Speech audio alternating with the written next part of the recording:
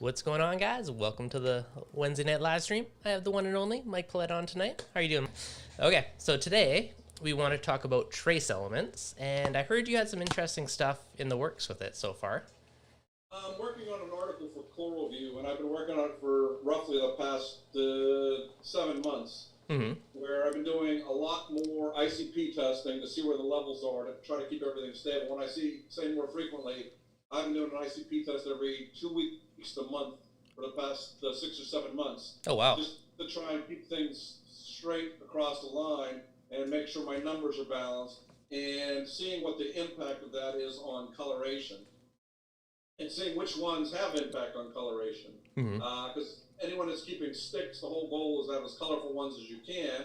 And I'd love to tell you I have the most colorful sticks. I don't. I have nice, healthy, fast-growing ones, but I still haven't gotten the color. So I know everything is good from the standpoint of the trace elements. They're right in line. So in addition to playing with barium, rubidium, potassium, molybdenum, zinc, boron, nickel, also playing with something else. Every month I've been doing a new experiment on the tank since last July. Yes, I know, I'm insane. But the experiment for next month is something I hadn't really thought about, but in talking with a couple of people, I run, as opposed to my partner in crime, Sanjay, a very blue tank. Sanjay runs a very white tank. So last week I was at a friend's house, and he had some of the most colorful corals I've seen in a long time, and he has been fooling around with trace elements like I have, and his corals, since he started playing with the trace elements, have suddenly really perked up color-wise. And I couldn't figure out why his were so much more colorful than mine were. Because when we were both had bad trace element levels, when I say bad, we were didn't have any barium, our zinc levels were low, our bromine levels were low, our potassium levels were low. So we both have gotten those up over the past 6 months. But what he did is he now runs his tank with all of his lights at 100%.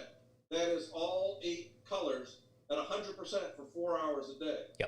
So I didn't just jump into that and magically do that overnight on my tank. What I have done is balance the par so that it's the same par that I was getting when I was running all blue. But now, over the course of the past month, and now starting on November 1st, it'll be this way. For 4 hours a day, they will get 4 hours of all spectrum at 100%. But I'm only running it at 80% intensity. I can't, if I run it at full 100% intensity, I'm going to bleach everything out because it's not used to it. So the experiment for this month and for December is to gradually run those lights for 4 hours every day, then go back to my blue, which I like. But during the middle of the day, it's going to be bright white like Sanjay's is. Now, for those of you that haven't been lucky enough, and I've only gotten to do this twice in the 25 years I've been friends with Sanjay, is to be there at night when he turns the blue lights on. While his tank looks really good during the day, it doesn't have the pop of a blue light. That is, the colors are okay, but they're not like blinding like we like, the blue light people like. But a couple of times at night, I've been lucky enough where he would switch off all the whites and switch it on to blue. And all the colors you typically see in our tanks and in the photographs are there. They're just hidden because of how much white light he has. And when I say they're all there, he has the bright pinks, he has the fluorescent yellows, he has the deep reds, all the colors that are very difficult to get, he has on his tank. So the main difference between our tanks is light spectrum. So that's my new experiment for November, to run 4 hours, and it'll probably run into December and January, because I used to run the experiments for 1 month, but what I found is 1 month really isn't enough time to start to see stuff. So now I'm running stuff for 3 months. And I've run over, like I said, 14 experiments over the last 14 months, and some have had results after a month. Things like feeding the corals, playing with nitrate and phosphate, bumping up the par. Those have had positive effects. Some things have had no effect, like adding a nutritional yeast as a food. That did nothing. Adding one company's amino acids caused STN every time I added it to the tank, so that experiment was stopped after a week. There's a lot of things like that where I start to see something and I'll keep running it, or if I see something bad, I stop doing it. Yeah. And so the trace elements I've been running with Reef Moonshiners elements since March, because one, I've seen Andre's tank and it's spectacular. Two, he does the research and has done the work that I try to have people that do that rather than, okay, I'm just going to sell you something. Yep. And three, he sells stuff in large bottles, so you're not paying a ton. And when you have a 600-gallon system that you're putting trace elements in, you don't really want a little tiny bottle because it just doesn't work that well. Yep. So, and I've been playing with a few other things with trace elements, like when's the optimal time to give them? Is it better to give as a bolus or give it individual doses? So now I have a manual pipette that I can just pipette the amounts in. Because the other nice thing I like about his system is he has a reef calculator. So you get your ICP results, you plug your numbers in, you plug your volume in, you plug what your desired numbers are, and it tells you how much you need to add. So to me, nice. that's the whole battle. I mean, knowing exactly how much. And if you want to change something, like I have been playing with rubidium, particularly for the past couple months, because one of the things we've both been looking at is, okay, how much does rubidium change colors? Well, one of the interesting things we found, or that I actually spoke to a couple other people that are really into understanding trace elements, is too high a level of rubidium will prevent potassium from being taken up. Potassium is crucial for getting bright pinks and bright red corals. Yep. So if your high rubidium is too high, you don't get that. So I found out that my rubidium was too high, so now I'm gradually bringing that down and adding more potassium. Yep. So there's always something. Always. Okay. So question. One of the rules of trace elements is it's like plates on a stick. You're always 2 in one versus another, and to figure out which one's affecting another one is a whole nother science. Yeah, no, definitely. Okay, quick question. On starting with your lights, with doing the 4 hours of white, fairly high white period, have you noticed a difference on that one so far? So far, all I have noticed is I'm getting growth tips coming out faster than I did before. Okay. On several of the corals, I had not had any growth tips for probably the last 2 or 3 months. And simply the last couple of weeks that I've gotten close to the number, because as I said, I took a month to get it to where I'm running 4 hours of 100%.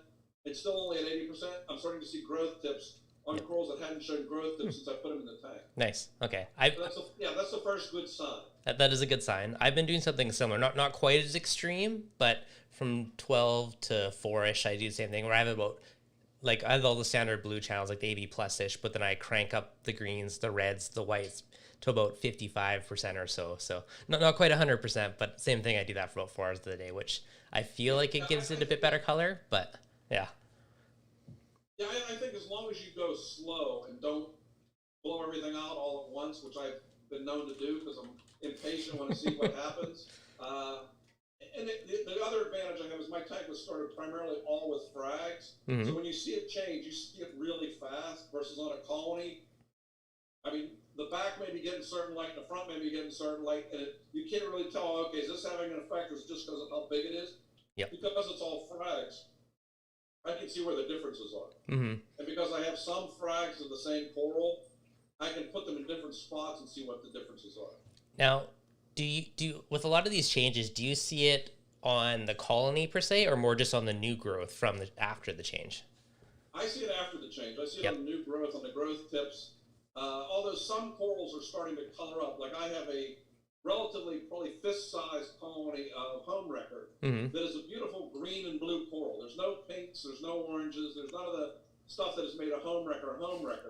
So I've had moderate growth tips on it. Since I've started to switch over, I'm starting to see faster growth tips and maybe a hint. And when I say a hint of pink and a hint of orange. And that's pretty much what I expect. I don't expect it to happen overnight. I expect it to probably take until Christmas till I really start to see anything in these tanks. But one of the things I've learned after doing this as long as I have is to be patient. Yeah, no, it's true. And I do definitely agree, like 1 month is too quick to fully see stuff because it's kind of just settles in from your change and it takes a little while for things to start really showing off. No, yeah, my rule for frags is anytime you move them or change their conditions, take 2 months for them just to settle in. So now everything's pretty much getting 3 months. Except, like I said, one of the things I wrote an article in actually for ultramarines in England, but then I also posted something similar on Facebook where I had, at the beginning of the pandemic in April and May, when we were all locked down with nothing to do, I was talking with 20 of people that I consider some of the top coral growers in the States, and I got literally all their data on everything they were doing, and I compiled it and found out what they were doing. And some of the things changed what I'm doing dramatically. Like I was keeping my calcium levels at 400, their average was 450, so I bumped that up. Most of them had nitrates and phosphate levels way above where I was. But I also did some formulations and found out the ones that had the best color didn't just have nitrate and phosphate. They had nitrate in a nitrate to phosphate ratio of at least 50 to 1, and in the best scenario, 100 to 1. Really? And those are the people that had the best color. Yeah. That's what it is when you have literally infinite time on your hands and nothing to do but sit and look at things. Because it was interesting to me that they didn't have necessarily that higher level of nitrates and phosphates, but they always had significantly higher nitrate to phosphate ratio. Now, and then when I did the ratios, that's what showed me that was a significant improvement of what they were getting for colors. Now I know this question is going to come up any second. So where do you keep your nitrates and phosphates at? My nitrates right now are at 5, and my phosphate is at 0.05. Okay, nice. So you're going for the 100 to 1. Yeah. Yeah, no. But I have to add nitrate. Do you dose it? I mix up my own potassium nitrate solution, and I have to add roughly 15 grams, even though it's dissolved, 15 grams every other day. Yeah, that's a good chunk. Yeah, so they're sucking the nitrates up. But I have a Miracle Mud filter in my sump with Coloration, and I know that's taking out a lot of it. But also, since I switched over to keeping the nitrates higher to phosphates, my alkalinity consumption also went up 20 to 25%. That's a good sign of growth. Yeah, that is really one of the ways I look at growth, is when my alkalinity suddenly starts dropping, even though it's basically the same amount all the time, then I know that what I'm doing is improving or increasing growth dramatically. No, exactly. No, it's a great way to do it. Now, with all these different tests lately, what have you felt has given you kind of the best bang for your buck in terms of, I guess, color or growth or? Maintaining the nitrates to phosphate ratio, feeding the corals. I feed my corals 6 nights a week. And in September, I went to the new Avast dry food system, where basically it trickles in, for lack of a better term. Actually, there's a screw that turns and gradually puts in dried mysis shrimp, dried rotifers, dried cyclops, and dried krill. Puts it in a little bit. It has a little pump on it. It stirs it up, gets it to buoyancy, then it shoots it into the tank. And it does that every half an hour all day. Nice. And the antheists really like it. I mean, it's little tiny morsels of food. When I'm saying tiny, I mean a little dried mysis or a dried cyclops. It's like a speck of dust. But they all eat it, and it has made the amount of food I'm feeding to the tank the rest of the time lower. Now, in September, I started also adding the Easy Reef stuff with a camera one single pump, peristaltic pump. So every night it pumps in 200 milliliters over the course of the night every half an hour. So that the corals are getting fed consistently all night long, and that has made a big difference too. In terms of much more polyp extension, and that also kicked in increased the alkalinity consumption. Now, I guess another question. So, because you're dosing nitrates right now, versus just feeding your corals more, like maybe feed them twice a day instead of once a day, like just adding more food to your tank versus dosing it directly. Is that just because phosphates will get out of whack then, or? Well, actually, I'm feeding every hour and every half hour, so there's lots of food, but it's going in small amounts. There was actually a paper that came out approximately 20 years ago that showed if you constantly fed the tank in small amounts, your phosphates and nitrate levels would actually go down because less food is wasted. And actually, I tripled the amount of food I was feeding in doing that, and I still kept my nitrates and phosphates to drop. Really? Yeah, that was actually one of the experiments, and that's when I had to start adding nitrates to the tank. Huh.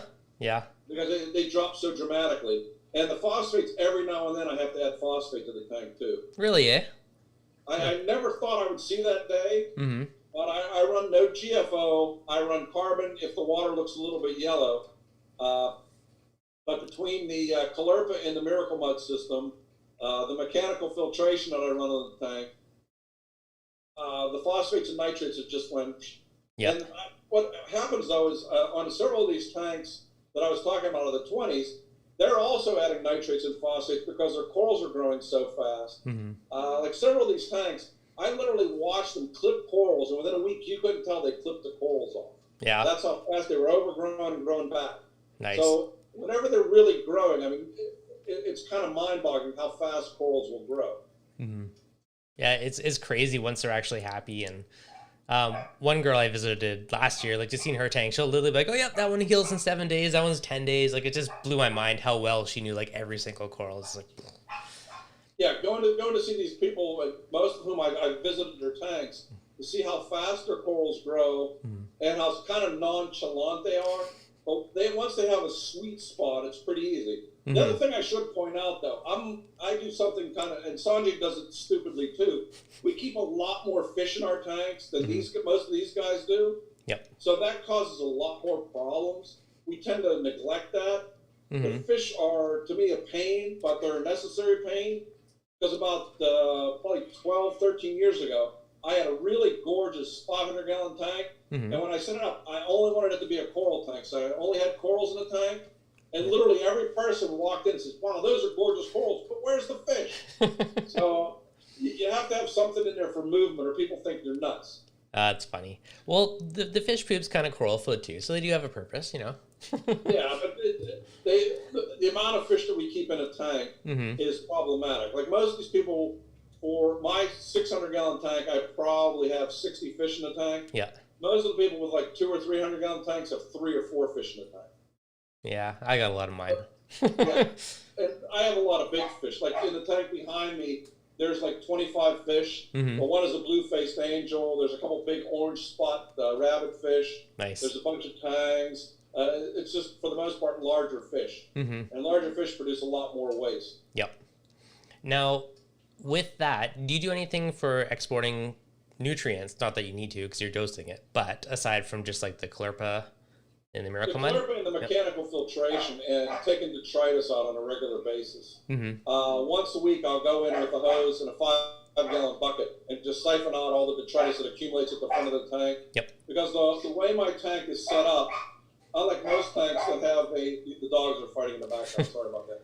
Unlike most tanks that have a overflow box in the back of the tank, my overflow box is on the far side of the tank.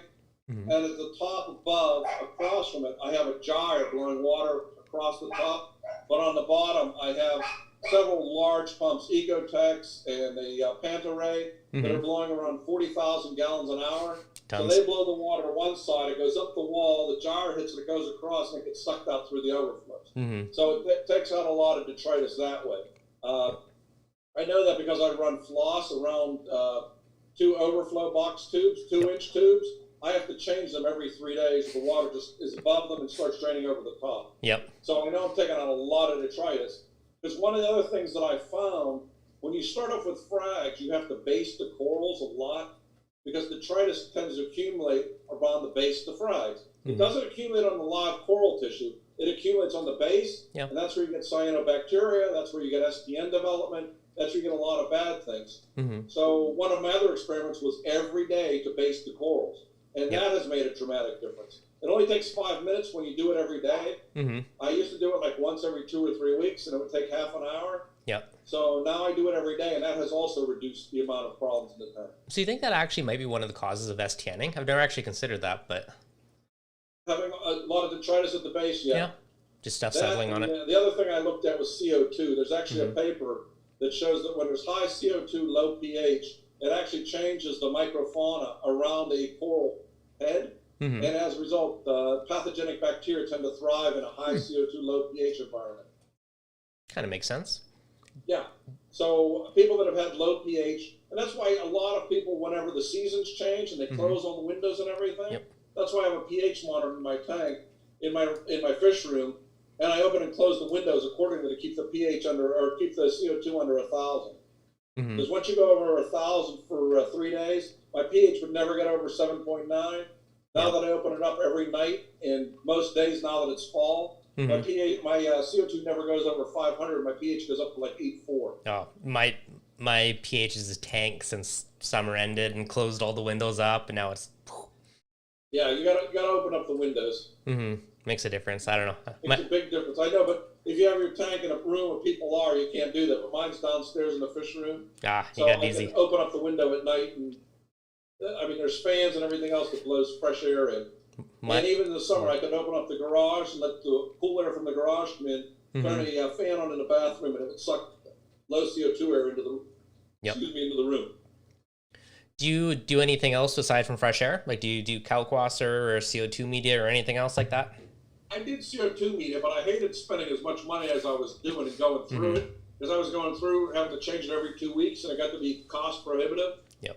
And I found that just changing the air intake into the room made a big difference. And push comes to shove. I mean, it's amazing the difference you'll see when everyone's home and the windows are closed. The CO2 in the room will go up to 1,200. Yep. But when there's no one in the home and the dogs are sleeping, the pH down, or the CO2 in the room downstairs won't go over 450. Yep. So it is amazing how much CO2 we produce. No, it's true. Even in a big area, like it's amazing. Just from my house, I know like I'd be like 8.1 before. Now I'm like 7.9. The difference is just the windows being closed the last month or so. It makes a huge difference. But also, like in this room, I have these big banana trees for like 7 months a year, so they suck a lot of the CO2 out of the room. Okay, now have you tested that? Like, have you noticed how big of a difference plants in around the tank has? Yeah, I brought the CO2 monitor up. Yeah. And adding this room would get really high CO2 because all the activities in the next room. Since we put these in, it dropped it down by like 300 parts. That's pretty good. Just from the banana leaves. That's like a 7-foot banana tree, too. Still, that's pretty good. Yeah. You're going to say all the reefers' tanks are going to be little jungles rooms now? That's what a lot of people are doing. I mean, everybody keeps saying, well, what about plants? Well, the problem is plants put CO2 out at night. But most of the CO2 increases during the day when we're out and about. So these aren't dramatically to introduce a lot of CO2 at night. Yep. If they can suck it out during the day, then odds are the CO2 levels will come down. Now, you're saying like you had like 1,500 CO2 levels. What are you using to measure that? I got the CO2 monitor on Amazon for like $60, and it shows the CO2 level and the temperature in the room. I need one of these. If you go on Facebook or you go on the Coral View site, I have an article on CO2 on the Coral View site that you can look at and you can see the monitor. Okay, nice. But if you're going to buy the monitor, do it tonight, because every time I mention the monitor, Amazon sells out of it. Because I've mentioned it 4 times and they sold out each time. So if you're going to get it, go on there tonight and get it. Just to let you know. All right.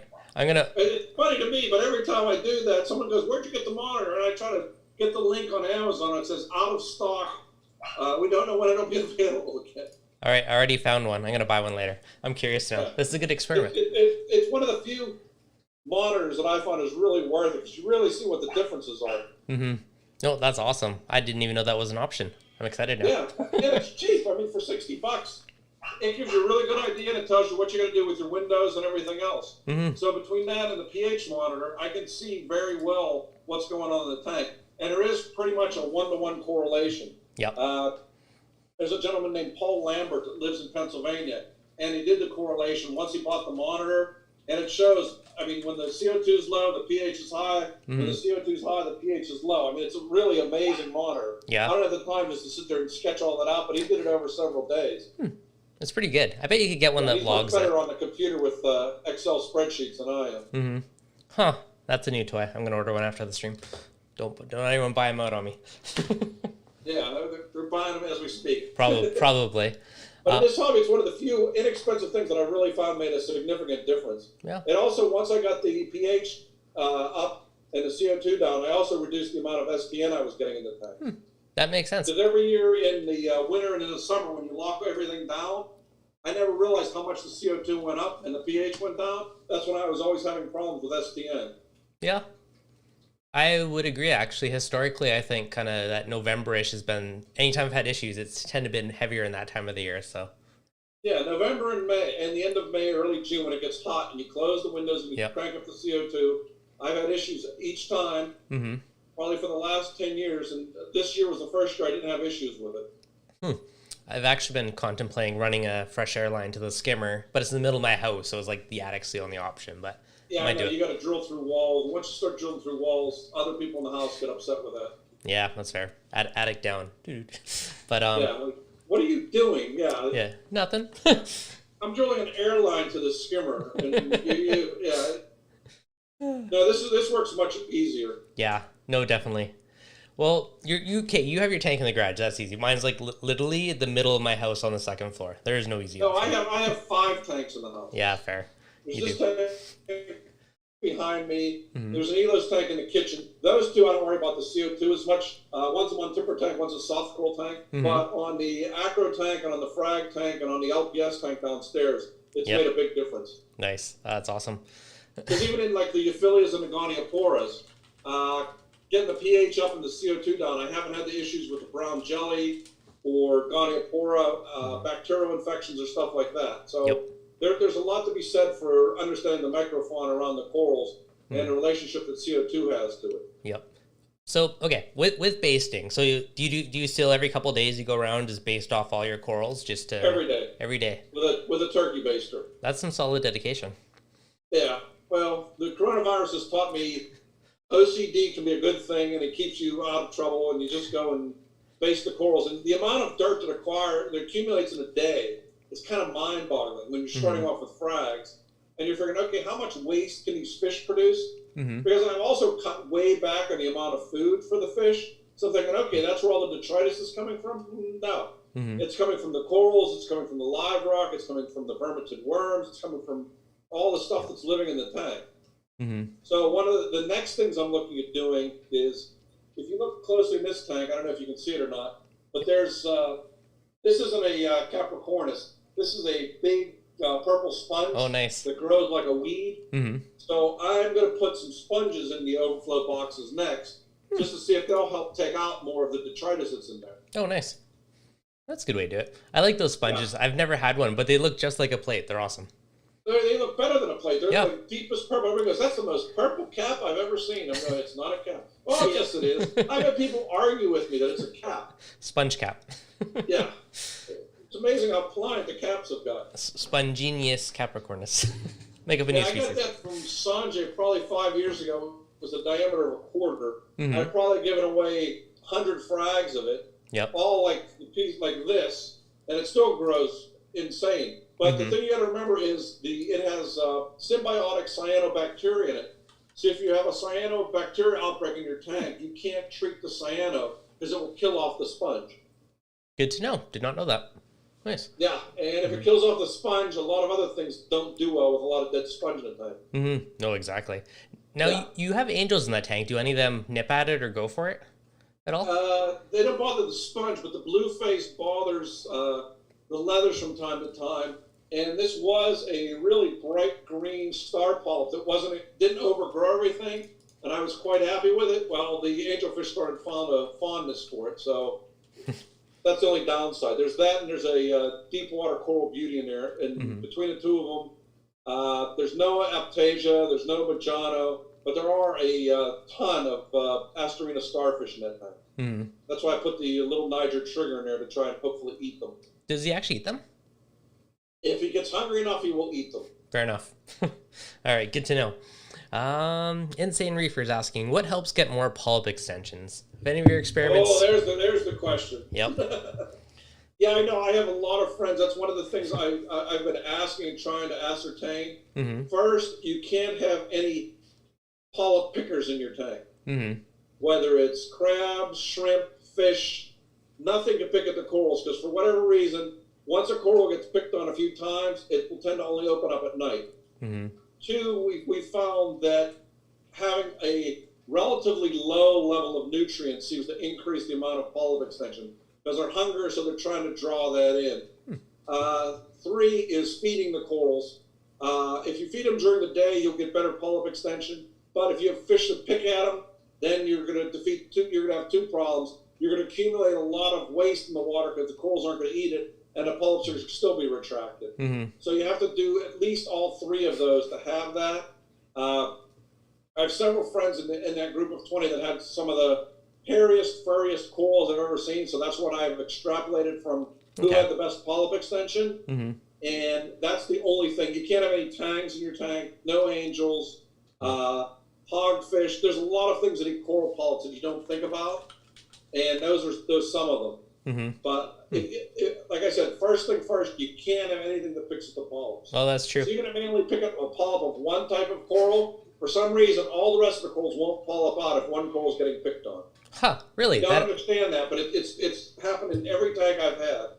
Interesting. You wouldn't think they'd be correlated, but crazy. I have found there's a lot more of a relationship between things than I ever imagined. Like in my downstairs 600-gallon tank, I also had a problem with Asterina starfish, so I got a pair of harlequin shrimp and put them in there.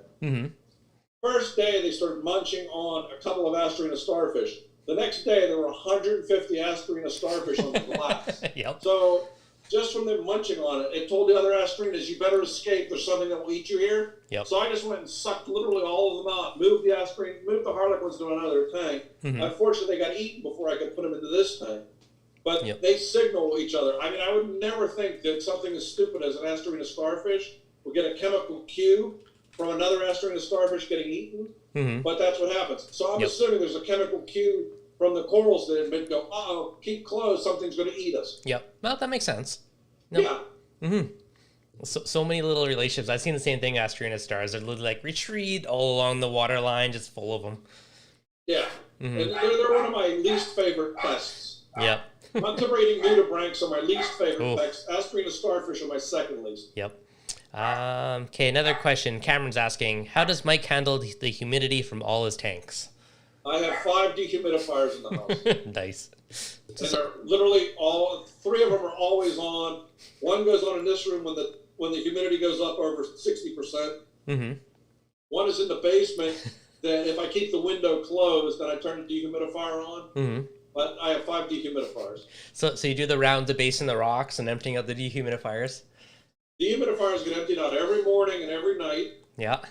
And basting the rocks happens every morning when I feed the fish. All right, you've inspired me to base my rocks more. I only do it every few weeks maybe, so. Do it once a day for a week, and you'll be amazed at how much stuff comes off from day to day. Okay, this experiment's starting. Inspire me to start it. And do mechanical filtration to take it all out, because otherwise it just sits at the bottom, and then you get the cyano at the bottom of your tank, which is still a pain. Yeah, that's no good. Yeah, I have a filter roller on there, so that should catch it all. Okay. I've become far too lazy to change socks every day now, so. No, I gave up on socks and I went to this filter floss, and it takes 5 minutes to change it. But all of it is a pain to clean. I mean, the reason I got rid of socks is you got to take them out, hose them off, and even then they never get as clean as they were originally. And they back up in a day or two. This filter floss is the same way, but it's $9 for a big roll. So it lasts me about 6 or 7 months. Then I throw them all out and I start all over again for $9. Yeah, it's cheap. Okay. It's come up a few times now asking, you did already mention you did, but a few people are asking if you're still using Miracle Mud. I'm using it. I've gotten a lot smarter over the years. I was running it in canisters, but I don't think I got the full benefit of it that way. So now it's sitting in plastic boxes. I went to the dollar store and got the dollar trays, and there's 6 trays in there. Each one holds 10 pounds of Miracle Mud. So once every 6 months, I take out 2 of the trays, put in 2 more, and replace them like that. It takes roughly 10 minutes. Before I used to have to siphon it out and do all that. This is much easier, much nicer, much more elegant system. Nope, that works. So you actually do take it out. When I used to use it, I never actually took it away. I would just add some more. I'd have another tray. Yeah, no, you can't do that. It goes anoxic over time. And as long as I still have some going, I still have the microfauna and in the caulerpa, and the amount of copepods, amphipods, little worms, and other stuff that I have growing in it just boggles my mind, because it basically starts off totally inert, and after 3 months, it's all fully packed with stuff. I mean, that's why I keep mandarins, ruby red dragonets, a bunch of little microfeeders in the nano tank. Nice.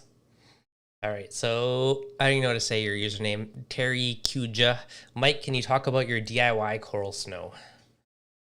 Yeah, basically, coral snow, they wanted to charge like $30. And I try to use it to kill vermitid worms. And if you want to kill vermitid worms, you really have to be OCD.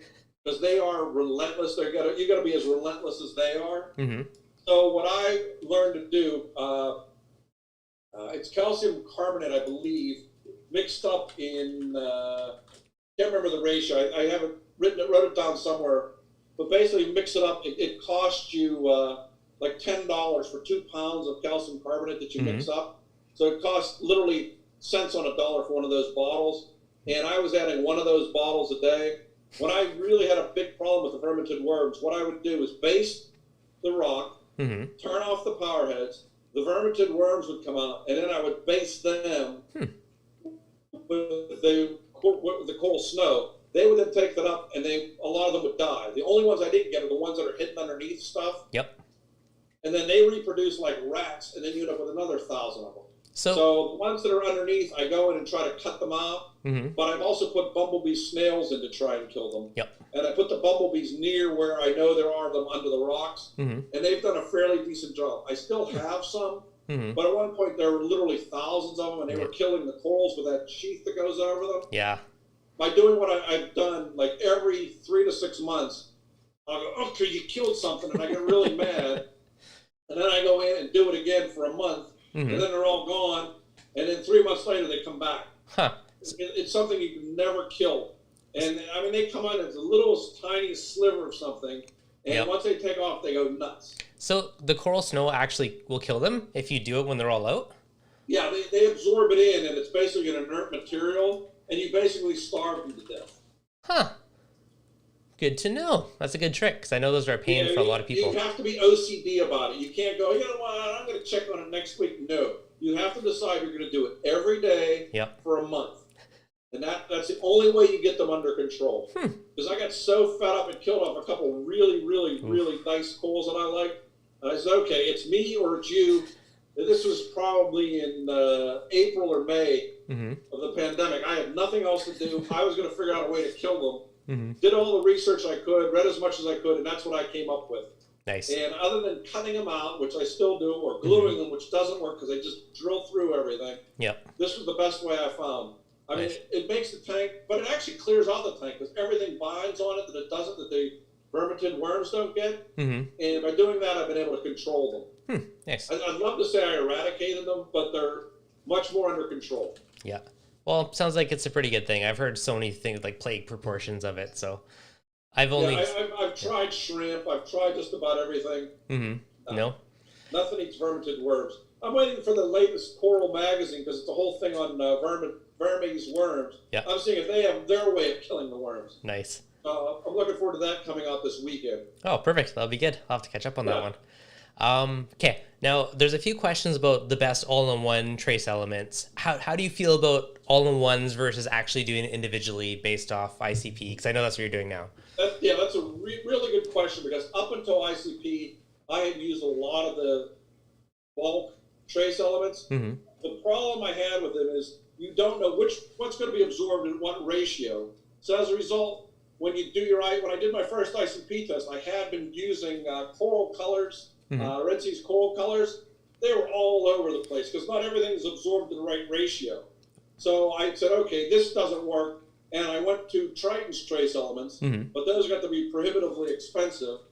So then, like I said, in March, I went to Reef Moonshiner's elements, and I balanced them that way. Because you not only have an ICP test that tells you exactly what the numbers are, he also provides a calculator. So you can say, okay, I need 5 milliliters of this and this and this. Now, some people that are in his group still do bulk additions. I'm OCD in a lot of ways, so I go and do it every night. Every night at 10 o'clock, as the lights are about to go off, I have my pipette. I siphon out 1 to 5 milliliters of what I need, shoot it in, and it's good to go. And I do that literally every night. Yep. Nice. Now, do you just broadcast the whole tank with it? Yeah, it gets shot into where the gyres are blowing everything into the tank, so everything gets pretty much basted with it. Okay. But like I said, some things like vanadium, barium, bromine are all just 1 milliliters of its solution. So tiny. Some like iron, which you can only use if your phosphate levels are under 0.08, so you don't get algae blooms. Mine's 0.05. I had 5 milliliters of iron every night, 5 milliliters of zinc, 5 milliliters of manganese. I'm trying to think what else. 5 milliliters of molybdenum. All those go in 5 milliliter increments. And then there's a bunch of stuff I added 3 milliliters. Yep. It's all based on what, and like I said, I was doing trace elements where I was doing an ICP test every week, every 2 weeks, once a month. Now that things are kind of stable, I'm doing them once a month because they're not changing dramatically. So I'm really good on what the numbers are now. But if something's suddenly thrown off, like there's been a lot of discussion of why are the lithium levels high or why are the tin levels high? Tin can come from a lot of different places. Some of the cheaper salts have stannous in them, so you get tin from that. Some people thought it was coming from new PVC pipe, which isn't the case. But one of the hardeners for PVC pipe, if it's not rinsed properly, will contain tin. Glass, when they're floating glass, they will float it on a stannous solution as well. So if you don't wash the tank out and clean it, you could have tin in your tank for a long period of time. There's a lot of different sources. Like in my Elos tank, I was having a problem. I had a problem for the last year where I put in a coral, it would look okay, it would look okay, and then it would really gradually fade and die. And this was happening time after time. And I couldn't figure out why, because every normal parameter that I check, and I do still test all my parameters at least once a week. I have an alkatronic that tests my alkalinity 4 times a day. Nice. It used to be 6 times a day. I've gotten better. It's only 4 times. I only do twice. You're better than me. but I do test magnesium, calcium. I still test alkalinity just to make sure it's good. I have a pH monitor, but I test the pH anyhow just to make sure it's good. I test nitrate and phosphate. For a while, I was testing nitrate and phosphate every day to try and get that ratio right. Yep.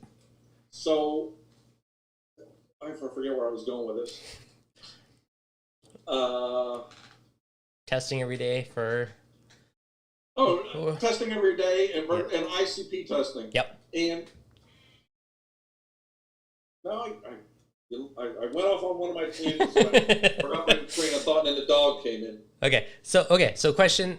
With ICP testing, so now you're testing like crazy amounts, like every couple of weeks. Come November, or actually come October, I've gone to once a month. Okay. Because the numbers were stable the last couple of months. Yep. So I pretty much know how much I need to add, and I have that down. And unless the coral suddenly gets this explosive rate of growth and suddenly start consuming stuff faster, because what I'm trying to do with the trace elements is not have the trace elements be the limiting factor. Yep. Nitrate was a limiting factor until I got the nitrate levels up. Up until 3 or 4 months ago, my nitrates were 0. I could never get any nitrate in the tank, and I couldn't figure out why my corals weren't growing as fast as other people's. Nitrogen was a limiting factor. Nitrogen is a food source for corals. If you don't have any nitrate, you don't have any nitrogen, your corals don't have anything to cause them to grow. Since I've added nitrate, the rate of growth has increased probably 2 or 3 fold. Yep. So they're being starved out for no nutrients in a sense. Yeah, based on how much more alkalinity I'm going through and just observation of the tank. Yep. Because one of the other things I do is the first of every month, I take a 1-minute video of the tank and I take a couple hundred pictures. Nice. Just so I can see how the tank compares with where it did before. Yep. This is just on the 600 gallon SPS tank. No, it's a good way, right? It's hard to see the changes when you stare at the tank every day. Or if you compare pictures from a month apart, even like going away for a few weeks, you come back, you'll see changes. But every day you don't notice it because it's so subtle every day. But over a few weeks, it's actually can be noticeable. So it's actually more every quarter. I can see differences at 3-month intervals. Yep. But within a month, it's like, okay, it grew a quarter inch. Quarter inch in a 600 gallon tank, and you're going, yeah, relative. Yeah. But, quarter inch in the nano tank is a big difference. I mean, I can see where the goniophoras are going nuts there, and the Aphelias they have this DMZ zone right here. And every month it gets a little closer, and every month I have to move them away. Because the goniophores kill the Aphelias like nothing else. I can't believe how aggressive the gonies are relative to the Aphelias. Did not know this. Good to know. Yeah, I didn't know it either. I thought, okay, these are both aggressive. Yep. No. The goniophore touches the Aphelia. Also, the torch Euphilias kill the hammer Euphilias. Yeah.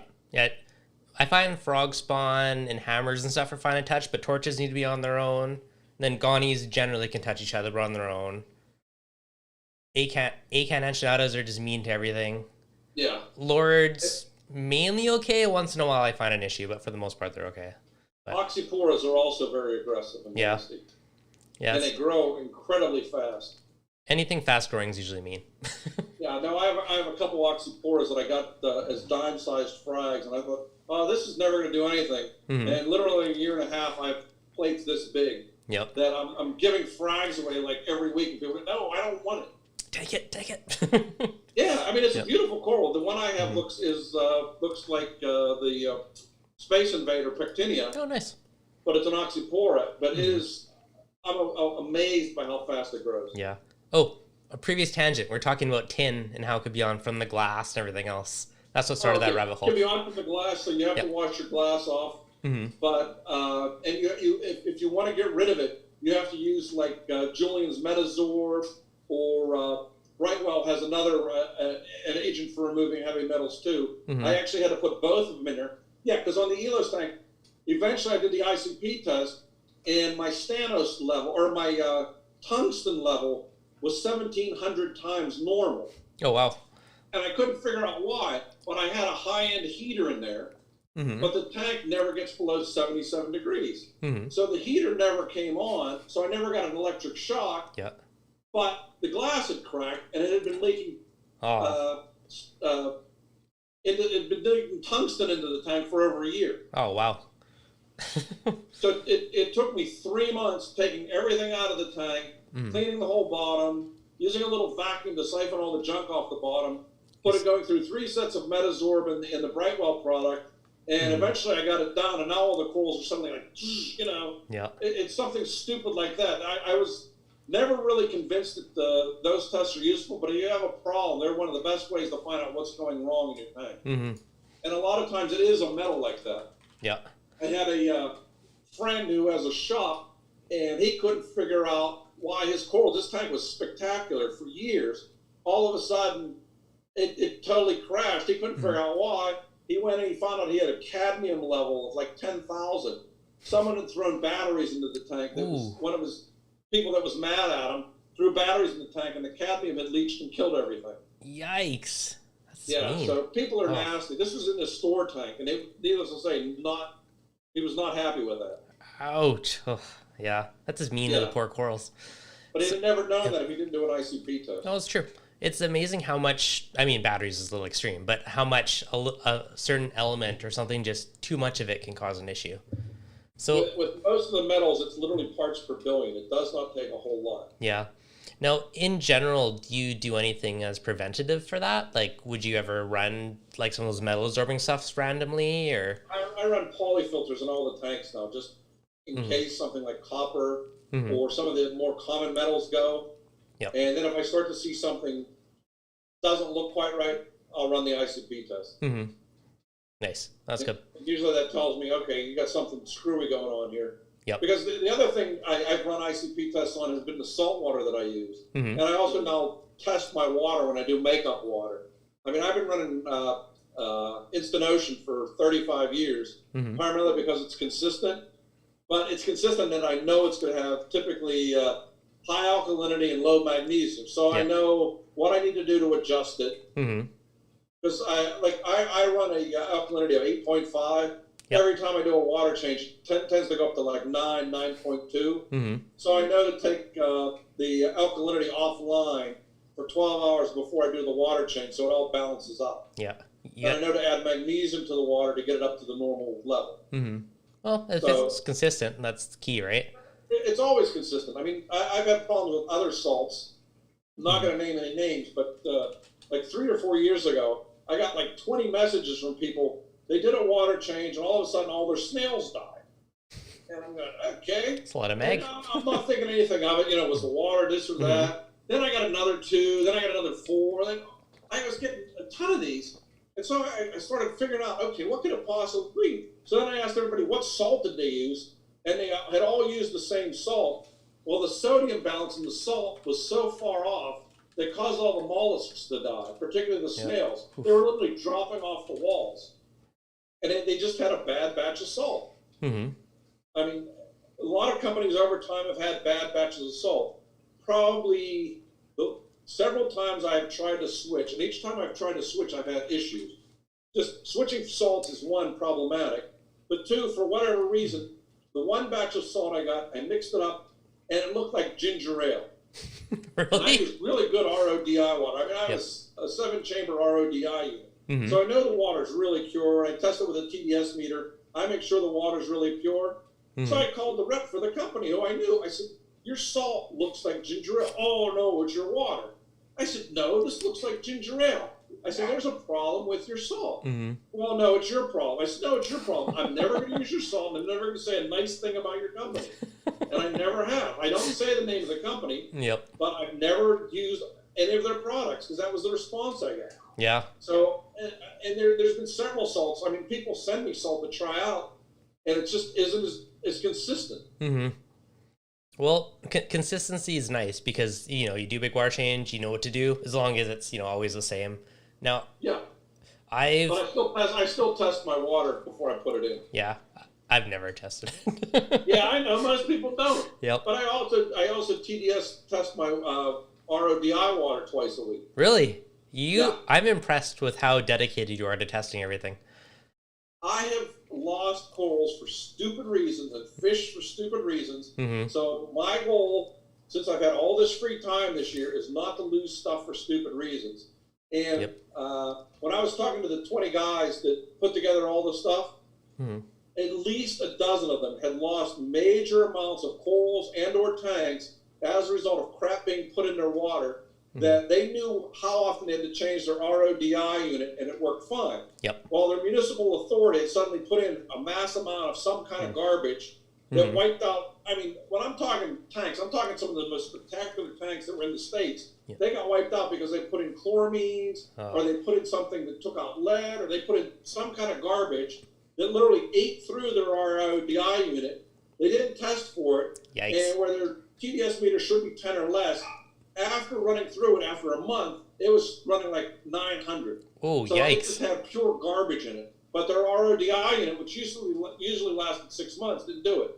So twice a week I test with the TDS meter. And if something's bad, I change out the carbon in the sediment filter. If something's really bad, I change out the RODi. And every 2 months I change out the reverse osmosis membrane. You do that often? Well, I guess you have like 8 tanks. Yeah. Okay, fair. Still. Yeah, I make up a lot of water. You know, my 2 tanks, I change it every couple of years. And see,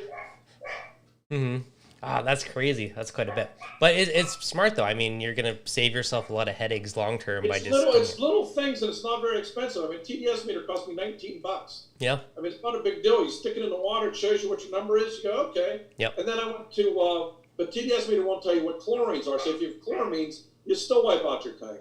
So I went to Walmart and got the little chlorine test kit. It's a strip. You stick in. If it turns red, you got chlorine in your water. You got issues. That works. You can just use my hot tub ones. Yeah, exactly. Those are the same ones. All right. You inspired me to be a better stuff is sticking through your RODi system. No, perfect. It's a good way to do it. All right, you've inspired me to test more often. I know I'm a slacker. Yeah, that was one of the other things I learned from these guys is test more often. No, very, very wise. Okay, trace element wise. So there is the all-in-one solutions. You're doing the ICP testing, so obviously you can more precisely know which ones to dose.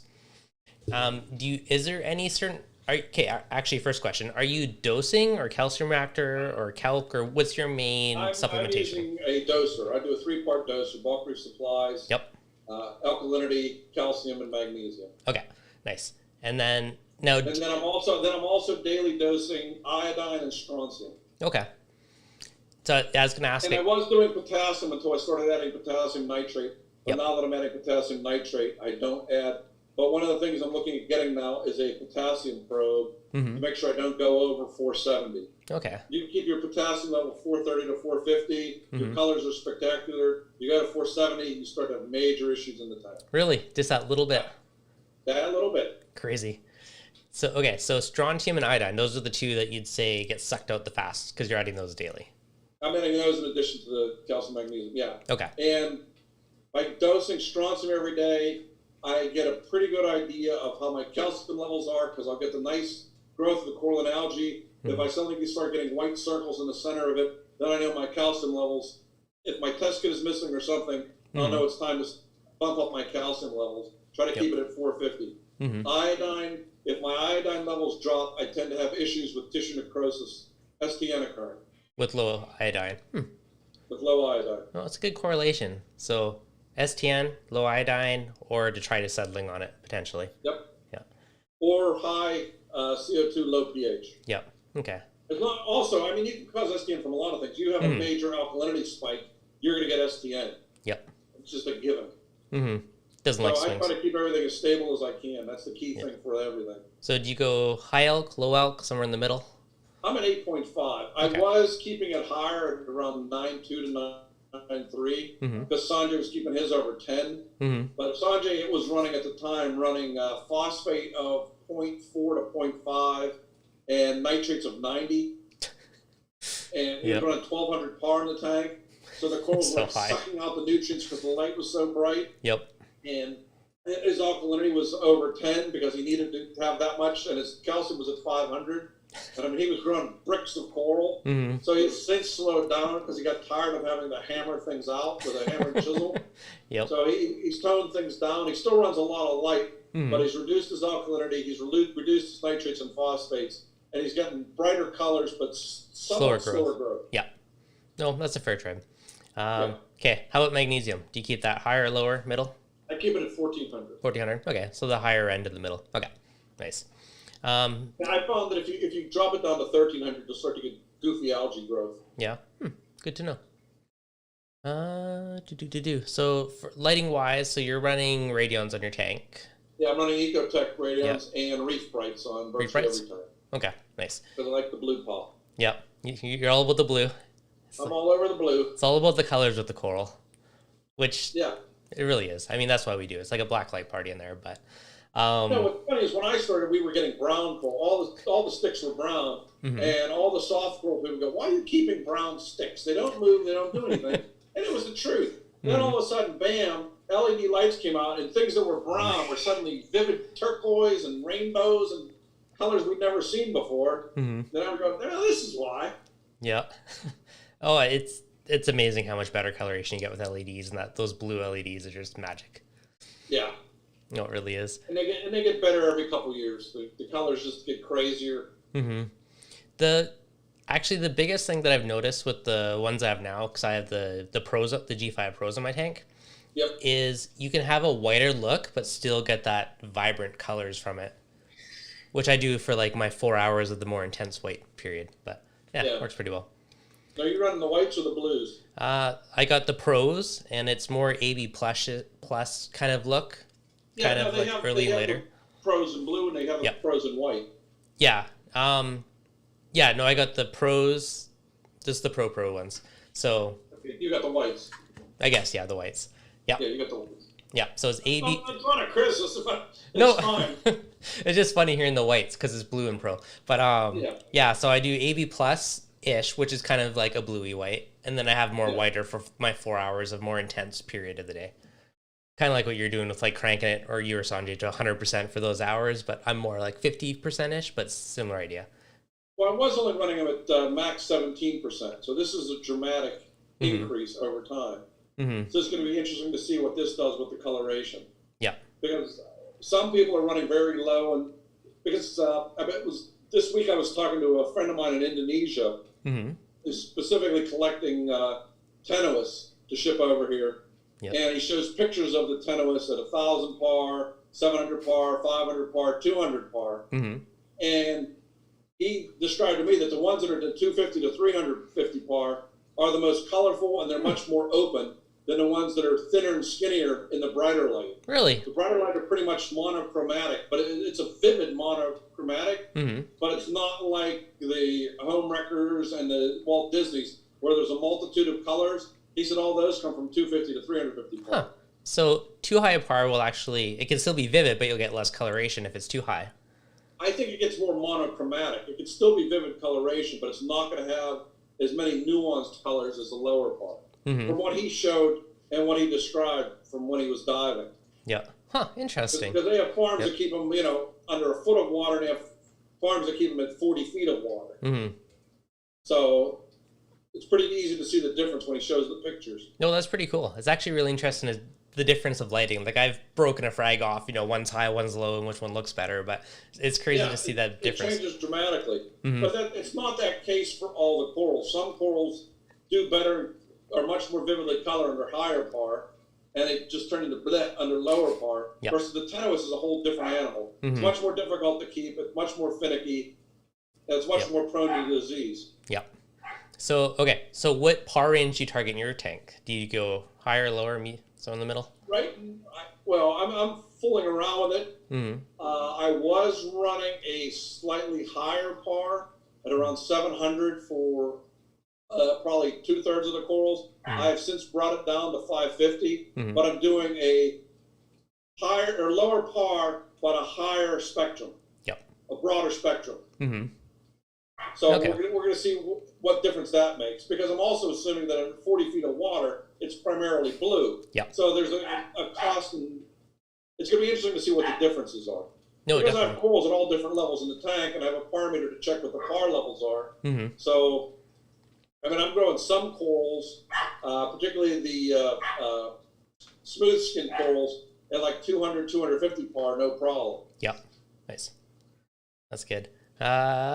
Insane Researcher, ask Mike how his TSA corals are doing. Optimus Prime, Dan Aykroyd, and Bill Murray.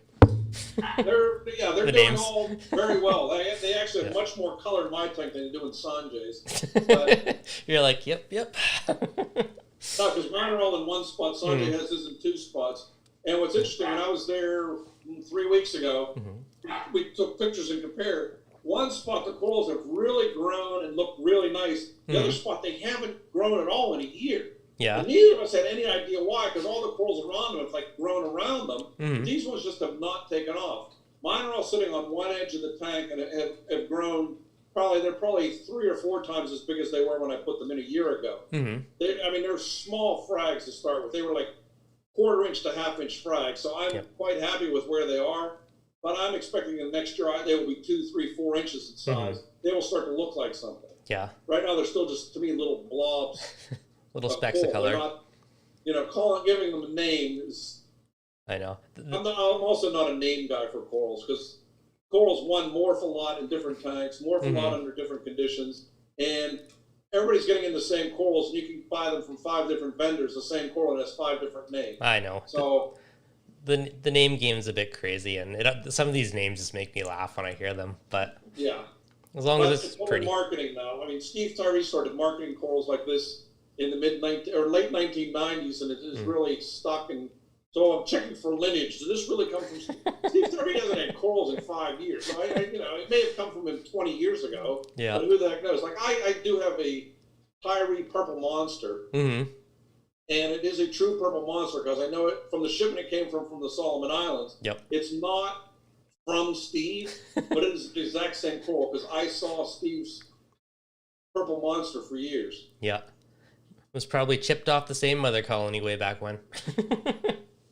Well, there's, whenever people have been diving the Solomons, it's basically in like 3 places. That's it.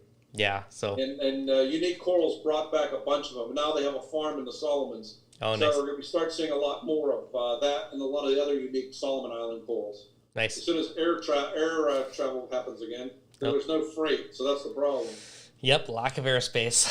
Yep, lack of cargo space. And they're charging double or triple what they used to charge for cargo. Oh, it's crazy right now. Now, okay, when you're putting like a new tennis or an acro somewhere in your tank, do you ever break it and put it in multiple places and see where it's happier, or you just pick where you want it and hopefully it thrives there? Or? First, everything gets dipped. Even if I got a coral from my mother, I would dip every coral. Does your mother have a tank? No.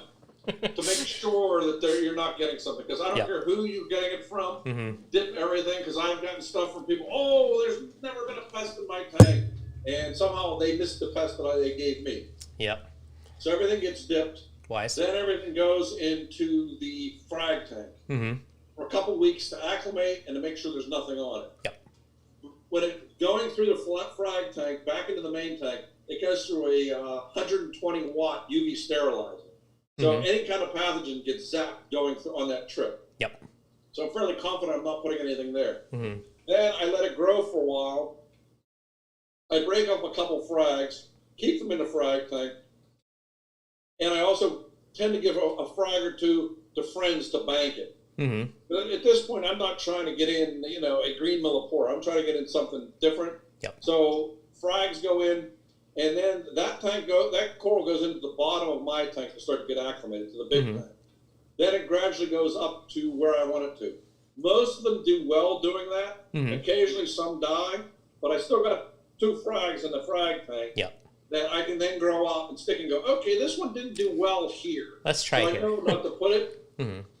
But most corals do well pretty much anywhere in the tank. But I do see differences in things based on where they're placed at. Yep. So if a coral isn't living up to what my expectations are, I either get rid of it or I'll move it to some other place to see if that's a more optimal condition. Okay. So I do move things around more than I should, but I'm looking at this, my 500-gallon tank is a 5-year project. To me, it's not going to be done. It's now at roughly a year and a half. So I still have another 3 years to go till it's getting to where I want it to be. Do you think it will ever be done, though? Yeah. Yeah. Like I said, I'm very pragmatic with this. Nice. Okay. Then once everything's in, I'm not going to be adding corals. My goal is in 2021 not to add any new corals. Do you think you're actually going to keep that goal and resist? I don't have any room, so I'm going to have to keep that goal. Fair. I'm getting rid of really nice corals that are going to friends of mine because I've run out of space because they're growing into each other or they're getting too big. And I still have a frag tank of probably 20 of the nicest tenuis in the United States that I'm going to have to find room for at some point. So, yeah, I'm not planning on buying anything. It's a good problem. As of January 1st, that's the goal. I rarely have bought any fish this year. Like this tank's been 2 years with just these fish. I have no plans to add any new fish to this tank. I have no plans to add any new fish to the downstairs tank. The only tank I add any fish to is the nano tank, just because little fish tend not to live 20 years. They live 2 or 3 and they're gone. So I have to add fish to that every now and then. And I'm adding a male Bimaculatus anthias to my Elos tank. And then that tank's done. Yep. So pretty low risk then. Yeah. I'm not adding a whole lot to anything. I have probably 30 50-cent quarter-sized frags of Montippers downstairs. In a couple of weeks, I have to move the Elos tank because we're redoing our floors. So I'm going to take everything down, rebuild it, put it back, and then I have the Montipper to put back up there. So that will make some more space in the frag tank. But I'm not looking to need or add or anything. Yeah, you're pretty much done. Okay, I have a question. You said you dip absolutely every coral. What do you do with smooth skins? Because in my experience, they've never fared well to being dipped. I'm not dipping in a commercial dip. I'm dipping in a hyperpotassium solution. 1 tablespoon of potassium chloride per gallon of water. And I do that for 45 minutes. And it pretty much drives everything off of them. And it's been no impact to any corals? For whatever reason, flat skins tend to have more flatworms and other pests. And the hyperpotassium solution will dislodge them. And what's interesting is for a lot of the corals, when you do the hyperpotassium solution, take it out and put them in your tank water, the pulps will extend faster than I've ever seen. So to me, it's a very gentle solution, but most pests don't like it. Okay, perfect. That's good. I've always had an issue with smooth skins and dipping. I've lost so many from dipping. So you can't dip them in any commercial dip. It's too caustic to them. Hyperpotassium solution, I've not had any problems with them. No, awesome. Good to know. Okay, 2 questions. This came back to back of the chat. What's your favorite piece of reefing gear, and what's your favorite fish that you have?